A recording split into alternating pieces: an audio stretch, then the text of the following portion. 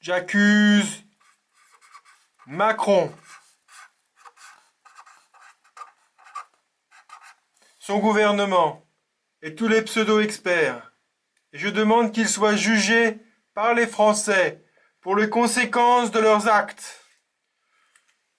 Dans la stratégie du gouvernement de répression de tous ceux qui désobéissent au confinement, par des sanctions de nos chères forces de l'ordre, avec leurs pistolets, leur armement incroyable, qui vont aller contrôler toutes les petites personnes qui se présentent à eux et qui pourraient leur sembler suspectes. Eh bien, il y a quelque chose d'assez amusant, quoi. Eh ben, on leur a pas demandé de porter des masques. Ils sont où les masques? Hein? Ils sont où les masques de protection quand quelqu'un qui éternuerait? On leur demande d'attraper des papiers.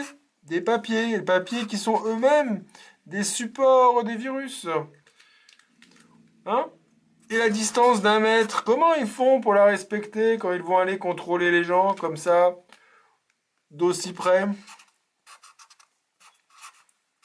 Est-ce qu'ils auraient même des lunettes de protection si jamais quelqu'un leur éternue dans la figure, comme ça? Est-ce qu'ils auraient des lunettes? Est-ce qu'ils auraient des masques? Eh bien, nos forces de l'ordre vont sans doute être des belles victimes du coronavirus qui n'auront pas été protégées par le gouvernement. On attend de voir combien de nos chers policiers, croyant faire leur devoir, vont se retrouver aux urgences et en salle de réanimation. Deuxièmement, le téléphone peut être porteur du virus. Et donc, il convient aussi d'éviter de le manipuler. Et s'il y avait un contrôle policier, je ne veux pas exposer les policiers ou les gendarmes à cela. Et puis, je vais vous dire le fond de notre philosophie et de ma pensée.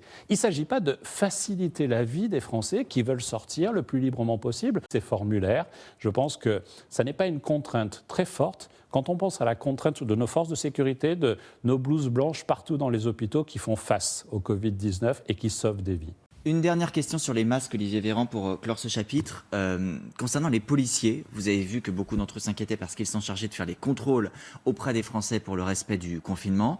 Laurent Nunez, le secrétaire d'État, a expliqué cette semaine qu'ils ne devaient pas porter de masques. On a bien compris que vous rappeliez qu'ils étaient prioritairement destinés aux soignants. Est-ce que vous dites à ces policiers, vous n'aurez pas de masque ou attendez, patientez le temps que des masques arrivent et nous vous en donnerons?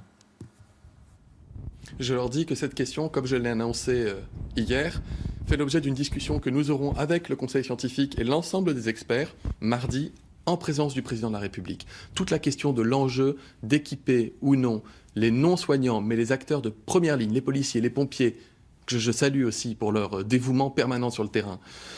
Ces questions-là seront abordées mardi avec le Conseil scientifique. Évidemment, je n'ai pas de raison de vous mentir.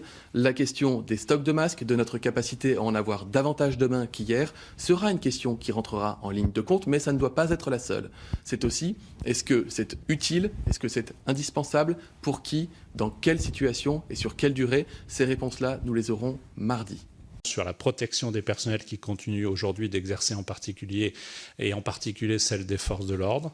Je ne suis pas médecin, je ne suis pas une autorité scientifique. Dès lors, notre action dans ce domaine a correspondu à la stricte mise en œuvre des doctrines arrêtées par les autorités sanitaires. Il est vrai qu'il y a un désaccord sur la doctrine. Certaines organisations syndicales ont demandé à ce que tous les policiers soient équipés en permanence de masques. Ce n'est pas la doctrine nationale qui a été arrêtée sous l'autorité du ministère de la Santé et des Solidarités, ce n'est pas la doctrine nationale que nous appliquons aujourd'hui. Et le 23 mars, c'était le jour de la rencontre avec le professeur Salomon pour expliciter la doctrine. Il n'a pas convaincu les organisations syndicales, je vous le confirme, mais il m'appartient d'appliquer la doctrine nationale et pas une doctrine ministérielle qui se ferait à l'encontre de la doctrine nationale.